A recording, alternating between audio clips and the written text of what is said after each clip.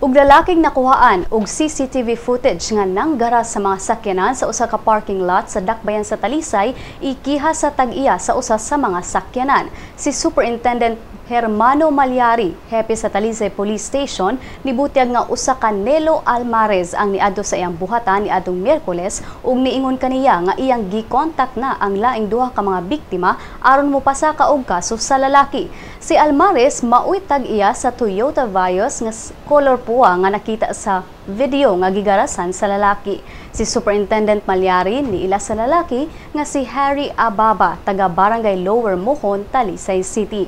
Nahitabo ang pagpanggaras ni Ababa niadtong Abril 19 sa parking lot sa Robinson Salawaan 3. Ang kapulisan sa Talisay City naghuwat na lang karon nga mopasaka si Almarez og kasong malicious mischief batok kang Ababa.